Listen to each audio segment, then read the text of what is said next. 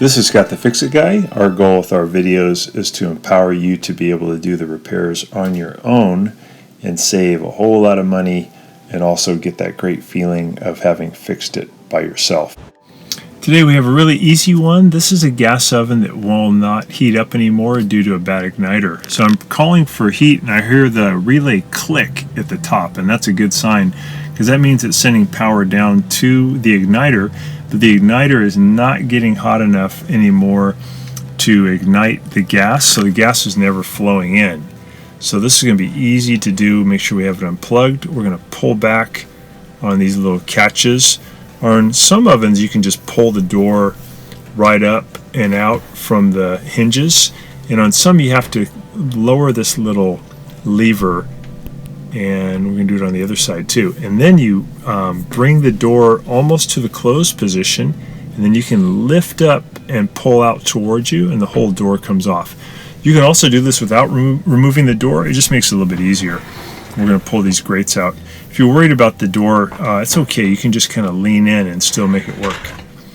Take that one off, and on this model we just lift up on this bottom panel and slide it out toward us. On a lot of other models you have to remove a couple of screws from the back and then lift it up. This one just slides out. And then there is a heat deflector underneath that kind of spreads out the heat from the flame. And this comes out with removing 4 1/4-inch screws, 2 in the front, 2 in the back. Then you can just lift off this heat deflector. Really easy to do. Kind of sped up the camera here. I'm actually not that fast. So we're going to get those up, and then we can get right to the igniter. There's the igniter here in the back. We're going to take out 2 screws that are holding it, and then we're going to pull it out, and we'll cut the wires. Make sure it's unplugged. We'll cut the wires coming out. We're going to splice in a new igniter with the ceramic wire nuts, and either one of the wires from the oven can be hooked up to either one of the wires from the igniter. No polarity problem at all. Get those on really tight. Make sure those are screwed righty-tighty really tight, and then we're going to push them back into the firewall to get them out of the way. So we want to splice back the wire before we put on the wire nuts by about 1/4 of an inch on the wires coming from the oven and the wires coming from the igniter. These igniters are really cheap. They're about 20 bucks from Amazon. We'll put a link in the description below, and they work great. They're kind of generic and work on a lot of different models. We just call these flat oven igniters. This one's made by Electrolux. So we're going to just add those 2 1/4-inch screws back in. I'm using the socket to hold it to make it a little bit easier to grip to start off putting the 2 screws back in. And then I'm going to tighten it up with this driver. You could use a little ratchet, would work really well. Get that tight. And then we can plug it back in or turn on the breaker, and we can do a test to see if it works. We can put on bake 350 degrees, press start, and we hear it click at the top, which again is a good sign. If you don't hear the click, that could be trouble. You might need a new controller. But if you get the click, then you should get a glowing down here of the igniter. And after about 30 seconds, it should get hot enough where it lets in gas and it ignites the gas. So we'll put a link for the igniter down below, and then you know it's working.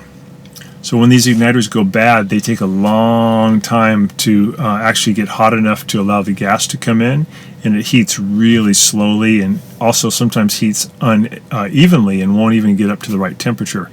But for about 20 bucks you can cure that problem. It'll just take you less than half an hour. Really easy to do. So I'm going to turn that off. I'm going to let that cool down a little bit, make sure the flames are off, and then I'll put that heat deflector back on, and I'll add those 4 1/4-inch screws to hold it on. I'm going to put the panel back in. I'm just going to slide it in kind of low down by the heat deflector. Just take your time.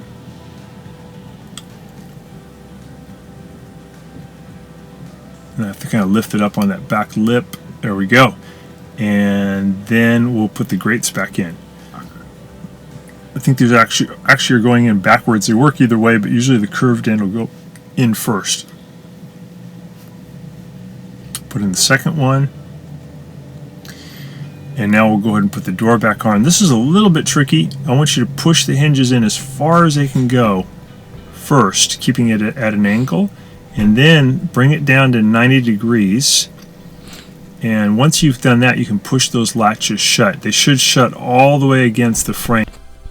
And when you get a chance, please press the subscribe button below so you can be subscribed, and also the notification bell so we can send you more videos about appliance repair.